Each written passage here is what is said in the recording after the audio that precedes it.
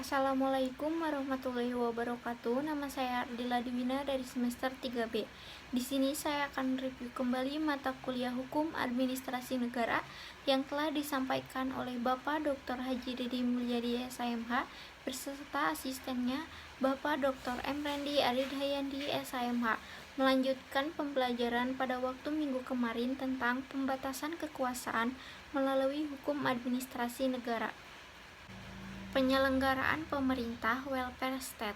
Menurut Miriam Budiarjo, konsep welfare state atau social service state yaitu negara yang pemerintahannya bertanggung jawab penuh untuk memenuhi berbagai kebutuhan dasar sosial dan ekonomi dari setiap warga negara agar mencapai suatu standar hidup yang minimal. Menurut Utrecht, konsep negara penjaga malam atau liberalisme, negara hukum dalam arti sempit yaitu pemerintahan hanya memerintahkan dan melindungi ketertiban sosial secara ekonomi berdasarkan asas laissez-faire, laissez-aller. Negara dilarang keras untuk mencampuri perekonomian maupun bidang kehidupan sosial lainnya. Kebanyakan demokrasi kontemporer adalah demokrasi liberal, adalah suatu kombinasi dari sistema politik demokrasi dan ideologi politik liberal yang merencanakan hak-hak dan nilai-nilai tertentu seperti kepemilikan pribadi, kebebasan negatif, individualisme, dan toleransi. Dalam negara liberal, maka peran negara menjadi sangat terbatas, hanya mengatur hal-hal yang menyangkut masalah-masalah politik yang sifatnya hanya bagian kecil dibandingkan dengan masalah privat.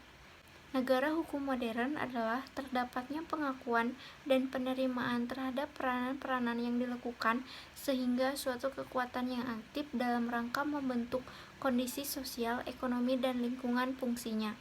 Akibat perkembangan peranan dan fungsi administrasi negara adalah yang pertama, dengan makin pesatnya pertambahan jumlah personal penyelenggara fungsi publik. Yang kedua, masalah yang jauh lebih mengkhawatirkan adalah kemungkinan terjadinya pemusatan kekuasaan pada administrasi negara. Pembatasan kekuasaan penyelenggaraan pemerintah. Argumentasi teoritis maupun praktis yang menegaskan suatu kekuasaan cenderung diselewengkan, apalagi jika kekuasaan itu sedemikian luas dimiliki, maka sudah tentu dibutuhkan upaya pembatasan terhadapnya. Pembatasan dalam arti luas, John Locke, kekuasaan yang terdapat dalam negara dibagi dalam tiga. Yang pertama, kekuasaan legislatif, kekuasaan eksekutif, dan kekuasaan federal, yakni kekuasaan yang tidak termasuk kedua kekuasaan di atas. Menurut Montesquieu, pemisahan murni meliputi kekuasaan legislatif, kekuasaan eksekutif, dan kekuasaan yudikatif. Van Vollenhoven dengan teori catur praja diantaranya fungsi bestur atau eksekutif, fungsi kepolisian atau politi, fungsi peradilan atau rechtspraak, fungsi membuat peraturan atau regeling atau wetgeving. Lemaier memproduksi teori catur praja menjadi panca praja, diantaranya fungsi besturjog, yakni untuk menyelenggarakan kesejahteraan umum, fungsi bestur yakni menjalankan ketentuan perundang-undangan, fungsi polisi atau politi, fungsi peradilan dan mengadili, fungsi membuat perundang-undangan. A.M. Donner membagi kekuasaan dalam dua atau dui praja, adalah yang pertama kekuasaan untuk menentukan haluan politik negara, yang kedua kekuasaan untuk menyelenggarakan ataupun merealisasikan haluan politik negara yang telah ditentukan.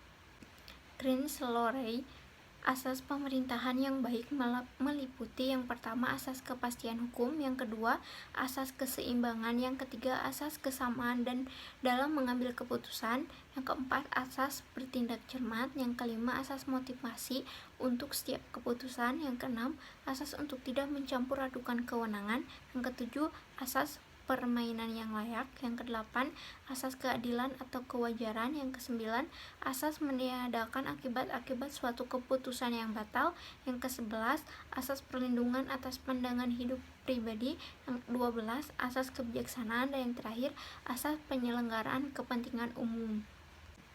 Pembatasan dalam arti sempit adalah suatu upaya untuk membatasi penyelenggaraan kekuasaan negara atau pemerintahan melalui perangkat-perangkat hukum administrasi negara. Pelaksanaan pembatasan dalam arti sempit ini pada dasarnya dapat dirinci menjadi dua bagian, yaitu yang pertama tindakan secara intern, yang kedua tindakan secara ekstern.